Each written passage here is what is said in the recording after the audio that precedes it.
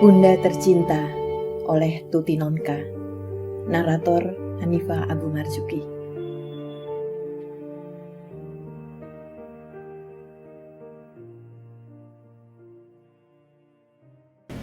Tempurung lututku serasa lepas ketika aku turun dari bis. Sejak naik di lapangan banteng sampai turun di kebun singkong, Klender, tak sejenak pun aku kebagian tempat duduk. Di Jatinegara, turun seorang penumpang yang duduk dekat tempatku menggelantung. Tapi belum lagi aku sempat bergerak, seorang pemuda parlente sudah menyerobot tempat itu. Terlalu. Padahal dia tahu sejak tadi aku sudah mengincar secuil penumpang pantat itu. Etika rupanya sudah usang di kota metropolitan ini. Tapi sudahlah, tak ada gunanya menggerutu. Mungkin ini yang dimaksud dengan persamaan hak. Dan sopir memperlakukan rem semau dia sendiri. Aku harus berpegangan erat-erat pada palang besi di atas kepala agar tidak tumbang ke sana kemari. Di dalam becak yang membawaku dari kebun singkong ke tempat kos, aku merasa teramat longgar. Segenap permukaan kulitku menghirup oksigen sepuas-puasnya dari angin yang berhembus semilir. Lega rasanya terlepas dari keruwetan kota besar dan sedang menuju rumah peristirahatanku yang aman dan terlindung. Namun aku merasa gelisah. Merasa tak tenang dan terganggu. Oleh apa? Aku sendiri tidak tahu. Dan sebab yang tak kukenali dengan pasti itu lebih-lebih lagi membuatku cemas. Becak terasa lambat mencapai depan rumah. Dan jantungku serasa melompat ketika Tante Riz, ibu kosku, mengulurkan sepucuk amplop panjang berwarna biru muda kepadaku. Baru datang pukul 2 tadi, kata Tante penuh rasa ingin tahu. Telegram memang selalu membuat orang ingin segera tahu isinya. Tak terkecuali aku. Mungkin berbeda dengan Tante Riz. Rasa ingin tahuku bergumul dengan kecemasan yang semakin naik ke leher. Jadi inilah rupanya yang membuatku merasa gelisah tadi. Mudah-mudahan bukan berita buruk, kata Tante Riz sambil berlalu ke dapur. Kubawa telegram itu ke kamar. Kubuka cepat-cepat dan kubaca baris-baris kalimat yang tertulis di sana dalam satu tarikan nafas tersengal. Isinya pendek saja. Mengabarkan bahwa ibu sakit keras dan aku diharap lekas pulang. Telegram dikirim oleh Mbak Eni, kakakku yang tinggal bersama ibu di Jogja. Sejenak aku tak bisa berpikir apa-apa. Lalu kulihat jam, 3:40. Entah bagaimana, kakiku melompat sendiri menemui Tante Riz yang sedang sibuk menyiram kembang. Ibu saya sakit, Tante. Saya mau pulang sore ini juga, kataku tergesa. Tante Riz memandangku dengan kaget dan menutup selang air. Sekejap kemudian ekspresi kaget itu berubah menjadi duka cita. Lalu memancarkan harapan yang menenteramkan hati. Tante Riz memang orang baik. Mudah-mudahan sakitnya tidak payah. Kebetulan sore ini Nang mau ke Senayan. Nanti ku suruh antar kau dulu ke Gambir. Pakai kereta toh? Iya Tante, kalau tidak kehabisan tiket. Tak sempat lagi aku memilih pakaian yang akan kubawa. Ku tarik saja beberapa helai yang ada di tumpukan teratas, menyusul sejumlah uang simpanan dari laci terdalam. Lalu kotak kosmetik. Mandi tak lagi perlu. Cukup mengusap tubuh dengan kolonya dan menukar baju dengan celana panjang. Makan pun tak lagi terpikir. Dan semua ketergesaan itu sudah menghabiskan waktu 30 menit. Ketika Taf yang dikemudikan Nang, adik Tante Riz, meluncur ke jalan, jam sudah menunjukkan pukul 4:10. Roda kereta berderak-derak menggilas rel. Guncangannya yang ritmis membuat seisi gerbong terangguk-angguk.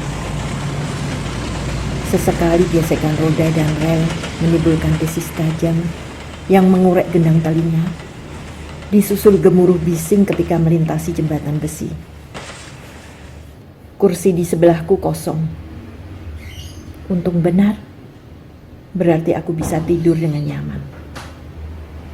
Beberapa saat setelah kereta bergerak, sepasang remaja yang duduk di depanku permisi untuk membalikkan sandaran tempat duduk. Aku mempersilahkan dengan gembira, sebab aku tak suka tidur beradu muka dengan orang lain. Sesudah menyelesaikan makan yang kupesan pada pegawai restorasi, aku tak punya kesibukan lagi. Aku sendirian di kursiku, seakan terlempar ke sebuah pulau asing, dan angan-anganku sepenuhnya melayang kepada ibu. Di sana, di layar ingatanku, muncul seraut wajah tua, keriput, kurus, namun memancarkan kekerasan dan ketabahan hati. Sifat ibu memang keras. Begitu juga sikap yang ditampilkannya. Ibu tak terlalu menganggap penting etika dan perkataan-perkataan lembut. Apa yang ada di hati dilontarkan begitu saja secara langsung dan lugas. Dan itu seringkali melukai hati kami, anak-anaknya. Bapak telah mendahului kami 17 tahun yang lalu, ketika aku baru saja berumur 5 tahun. Tak banyak yang kuingat tentang kehidupan bapak dan ibu selama masa kebersamaan mereka. Tetapi kurasa bapak pun tak jarang merasa terluka oleh ketajaman kata-kata ibu. Hanya saja, bapak memang pendiam dan lebih suka mengalah, sehingga pertengkaran selalu dapat dihindarkan. Bapak mengajar di sebuah SMA pada pagi hari dan kuliah di sore hari. Siang hari sekitar jam 2, Bapak pulang untuk makan dan sholat. Pada waktu itu kami masih kecil, tak begitu memperhatikan karena ibu tak punya pembantu dan harus menyelesaikan semua pekerjaan rumah tangga sendirian. Kami, 5 orang gadis kecil, belum bisa mencuci rambut sendiri. Apalagi waktu itu belum banyak orang menjual sampo. Akibatnya, kepala kami banyak didiami kutu rambut. Pada masa itu memang biasa anak-anak kecil mempunyai kutu rambut. Begitulah. Setiap siang kami duduk berderet mencari kutu di kepala saudara yang lain. Termasuk ibu yang paling rajin mencari kutu di kepala kami. Dan pada waktu bapak pulang, tak seorang pun dari kami ingat untuk menyambutnya. Bahkan hanya sekedar menoleh dan menyapa pun tidak. Bagaimana kami akan mengerti apa yang seharusnya dilakukan kalau ibu sendiri tak berbuat apa-apa? Lalu bapak dengan berdiam diri, melepaskan sepatunya, mengganti pakaian dengan kaos dan sarung, mencuci muka, dan salat duhur. Selesai salat, bapak makan sendirian. Sebab kami anak-anak biasanya sudah makan lebih dulu. Dan selama itu jarang kulihat ibu menemani bapak. Jangan lagi melayaninya. Sesudah kami dewasa di kemudian hari dan menyentil masalah itu, ibu menjawab tanpa merasa bersalah. Lah, bapakmu terima dengan cara begitu kok. Tidak perlu macam-macam seperti suami zaman sekarang. Jadi, Ibu menganggap menunjukkan kasih sayang dalam sikap lahiriah adalah suatu hal yang macam-macam. Barangkali aneh, tetapi memang begitulah adanya.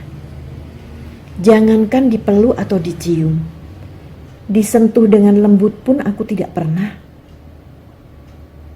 Jika waktu masih kecil aku sering digendong, karena memang begitulah cara membawa bayi yang lazim. Seolah-olah ibu gengsi memperlihatkan rasa cinta kepada anak-anaknya. Atau memang rasa cinta itu tidak ada, aku tak tahu. Mungkin ibu juga mengira kami akan jadi manja bila disayangi. Ibu mendidik kami dengan disiplin yang kering. Yang ada hanyalah larangan, keharusan, dan celaan. Kalau kami berbuat salah, ibu dengan tajam langsung mencela. Tetapi kalau kami melakukan sesuatu yang baik, ibu pura-pura tidak melihat. Waktu masih kecil, aku sering menangis bila dimarahi ibu atau bila keinginanku tidak dipenuhi. Aku berharap tangisku akan melunakkan hati ibu, atau setidak-tidaknya menggugah keinginan ibu untuk bersikap lebih lembut padaku. Aku ingin sekali ibu mencabut kata-kata kemarahannya yang begitu melukai hatiku, atau menghibur kekecewaanku oleh keinginan yang tak terpenuhi. Tapi ibu tetap tak berubah. Sampai akhirnya aku lelah menangis dan diam sendiri. Kadang-kadang sehabis menangis, aku bersembunyi di lemari kecil yang terdapat di bagian bawah meja tulis Bapak, dengan harapan ibu akan mencari kalau aku lama tidak terlihat. Tapi sampai lama sekali, bahkan sampai aku tertidur di dalam lemari itu, tidak ada seorang pun yang mencoba mencariku. Padahal betapa aku ingin ibu memanggilku, mendukung aku keluar dari lemari kecil itu, dan menghiburku dengan mengatakan dia tidak sungguh-sungguh marah padaku. Aku tidak mengerti mengapa ibu tidak mencoba mengetahui keadaanku setelah aku menangis begitu lama. Dan akhirnya aku merangkak keluar dari bawah meja tulis Bapak. Aku merasa amat sedih, kecewa, dan jengkel. Lalu akan kujumpai ibu sedang tekun membaca koran di kamar tamu. Tidak menoleh dan tidak pula bertanya apa-apa ketika aku lewat di depannya. Sesungguhnya pendidikan ibu tidak terlalu rendah. Ibu adalah lulusan SGB, sekolah guru bantu zaman dulu, dan pernah pula menjadi guru. Tapi ibu sukar menerima sesuatu yang baru, sukar menerima hal-hal yang berbeda dengan yang biasa dilakukannya. Ibu selalu menganggap apa yang datang kemudian lebih jelek dari apa yang sudah ada sejak dulu. Ketika kakak-kakakku mulai remaja, ibu menghendaki mereka memakai BH model lama yang rata dan lebar, seperti BH yang biasa dipakai orang dusun zaman dulu. Tentu saja kakak-kakakku menolak. Mereka malu memakai BH seperti itu, sebab pada waktu itu gadis-gadis sudah memakai BH yang mempunyai mangkuk dan sempit di bagian belakang.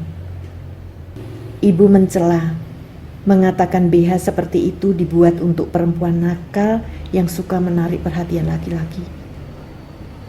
Tapi tak ada seorang pun dari kakakku yang peduli. Sifat-sifat ibu yang demikian membuat kami segan membicarakan sesuatu dengan ibu.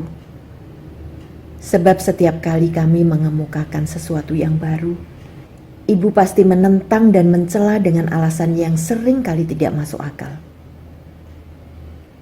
Lalu satu demi satu kami mulai bekerja. Kami punya uang sendiri, dan tentu wajar kalau sekali-sekali ingin membeli barang atau membelikan sesuatu untuk ibu. Dan lagi-lagi ibu tidak suka. Menurut ibu, kami membeli barang-barang yang tidak perlu dan hanya menghambur-hamburkan uang saja. Termasuk ketika aku membelikan ibu keranjang belanja. Sebab keranjang yang dipakai ibu kulihat sudah bolong-bolong, pegangannya sudah patah dan diganti tali rafia. Ibu mencela keranjang yang kubelikan, mengatakan bahwa dia tidak butuh keranjang itu. Karena amat jengkel perhatianku bukannya dihargai malah dicela, kubanting keranjang itu di depan ibu. Kutinggalkan menggeletak di tengah kamar makan. Dan ketika pada akhirnya ibu memakai keranjang itu, aku pura-pura tak melihat.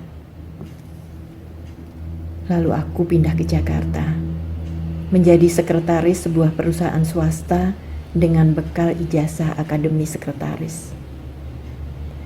Bagaimanapun, ibu adalah wanita yang kuat dan tabah. Waktu bapak meninggal, kakakku yang sulung baru kelas 2 SMA. Aku, anak bungsu, berumur 5 tahun. Dan ibu meneruskan semua tugas sendirian. Mendidik kami, mencari nafkah, menyekolahkan sampai semua anaknya menjadi sarjana. Dan ibu tidak pernah mengeluh. Ibu tak pernah menyuruh kami belajar, tak pernah menanyakan bagaimana sekolah kami. Semua anak-anak sudah tahu tugasnya dan belajar tanpa perlu diingatkan. Sesudah makan malam, kami membersihkan meja makan dan belajar bersama.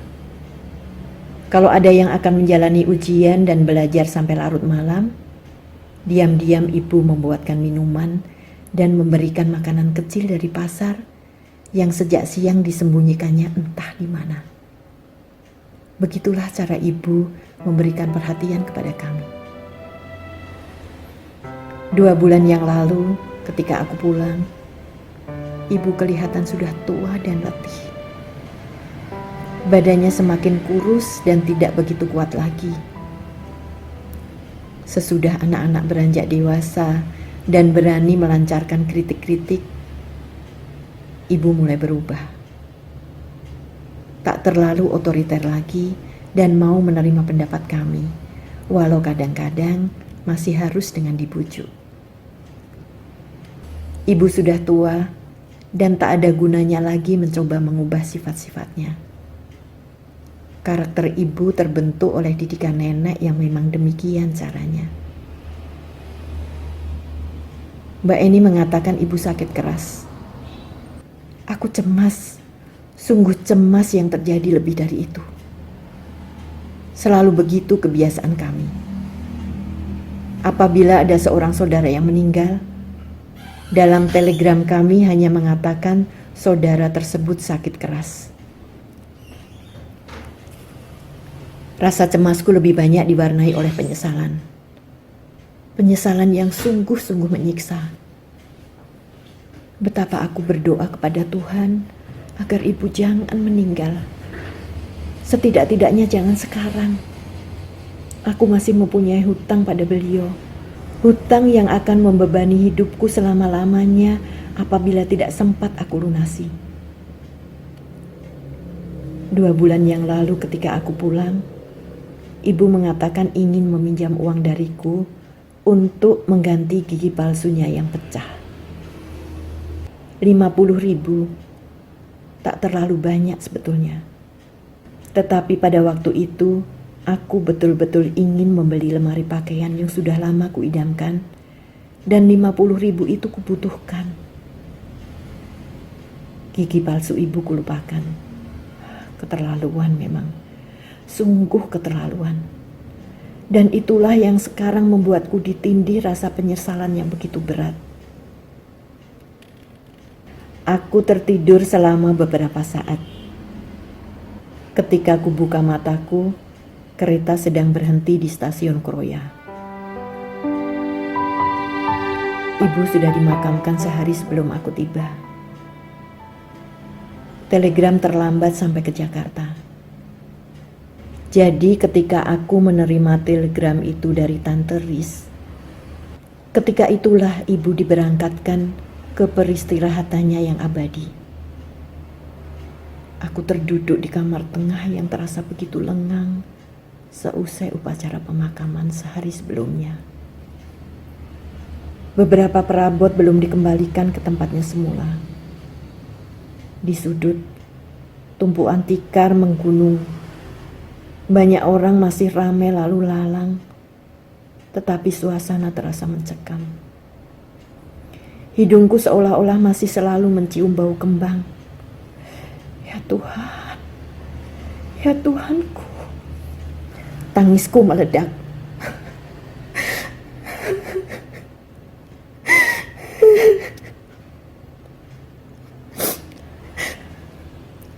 Kututup wajahku dengan kedua belah tangan, dan air mataku menetes melalui sela-sela jemariku. Sudahlah Ike, sudahlah. Kita yakin ibu akan diterima di sisi Allah dengan baik. Mbak Eni mencoba meredakan tangisku, walau ia sendiri repot menahan air mata. Mbak Eni tak mengerti. Semua orang tak mengerti apa yang pernah diminta ibu dariku dan tak kululuskan. Aku tak sanggup pergi ke makam ibu hari itu juga. Aku ingin istirahat dulu. Ingin meredakan nyeri yang menghujam dadaku. Ingin menenangkan hatiku dulu. Dua kakakku yang lain, Mbak Tri dan Mbak Lis, tak dapat tinggal lama. Sebab cuti mereka yang 3 hari sudah habis. Suami mereka harus kembali bekerja, anak-anak harus kembali sekolah, dan kedua kakakku harus mengurus keluarga mereka. Jadi tinggallah aku dengan Mbak Sari dan Mbak Eni yang memang menempati rumah kami. Pada hari terakhir sebelum kembali ke Jakarta, aku pergi ke makam ibu dengan Mbak Sari. Lama kami menekur di depan nisan yang masih baru itu. Merenung dan berdoa. Dan ketika akhirnya kami melangkah lambat-lambat meninggalkan makam ibu, aku tak dapat lagi menahan beban hatiku sendirian. Aku merasa berdosa kepada ibu, kataku memulai. Kenapa? Mbak Sari menoleh memandangku. Ku tarik nafasku dalam-dalam. 2 bulan yang lalu aku pulang. Ibu mengatakan gigi palsunya pecah dan ingin meminjam uang dariku. Tapi waktu itu, aku amat ingin membeli lemari pakaian yang belum kupunyai dan aku membutuhkan uang. Mbak Sari tidak menjawab. Sekarang lemari pakaian itu tak ada lagi artinya bagiku selain penyesalan. Sambungku dengan ketir. Lama Mbak Sari berdiam diri. Kupikir dia tidak terkesan pada ceritaku, atau malahan sama sekali tak mendengarkan. Ya sudahlah. Ibu juga mengatakan hal itu kepadaku, kata Mbak Sari tiba-tiba. Mengatakan, bagaimana? Sahutku terbata-bata. Gigi palsunya pecah dan ingin pinjam uang. Mungkin setelah lama menunggu-nunggu kau tak mengirimkan uang yang dibutuhkan. Mbak Sari berikan, tanyaku cepat penuh harapan dan kecemasan. Wajah Mbak Sari murung. Waktu itu, kebetulan Mas Budi amat membutuhkan uang untuk menambah modal kerja. Jadi tak seorang pun dari kami yang meluluskan permintaan ibu. 50.000 ya Tuhan. Berapa sih banyaknya jumlah itu? Sekarang 500.000 bahkan 5 juta pun akan kuberikan dengan sukacita. Tetapi tak ada gunanya sekarang. Sebab ibu membutuhkannya kemarin. Bebanku ternyata bukan semakin ringan. Ibu, bundaku tercinta. Betapa banyak kau berikan pada kami. dan betapa sedikit kami berikan padamu.